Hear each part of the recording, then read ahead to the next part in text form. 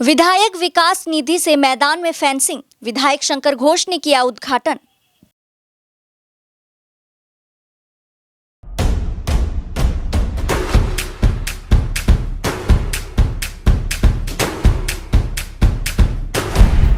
Stay tuned.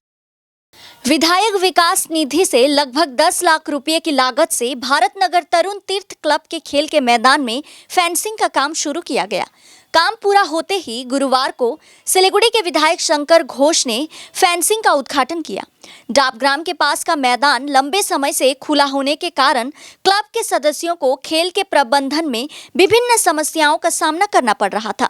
Siliguri के विधायक शंकर घोष बचपन से ही यहाँ खेल खेल कर बड़े हुए हैं, इसलिए क्लब की ओर से उन्हें फेंसिंग बनाने का प्रस्ताव दिया गया।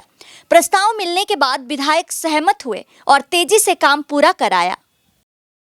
দেখুন আমি এই পাড়ারই ছেলে, এই পাড়ারই কাউন্সিলর ছিলাম, এখন বিধায়ক হয়েছি।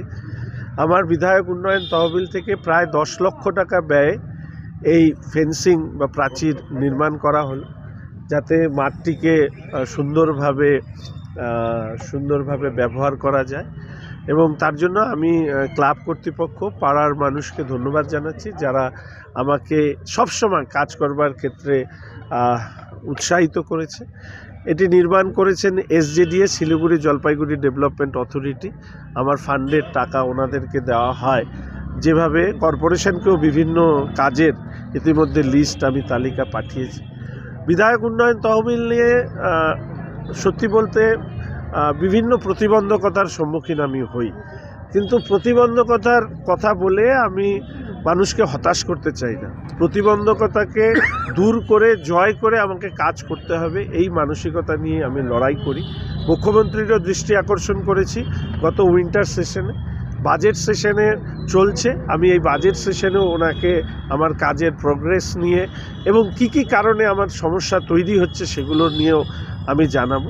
এবং আমি আশা রাখি শিলিগুড়ির বিধায়ক হিসাবে মানুষ যে দায়িত্ব দিয়েছে 2021 সালে জয়ের পর থেকে, সেই দায়িত্ব সফলভাবে পালন করছি এবং এই দায়িত্ব পালন করবার ক্ষেত্রে আমার অন্তত চেষ্টার কোনো ত্রুটি থাকবে না, এইটুকু আমার বলার।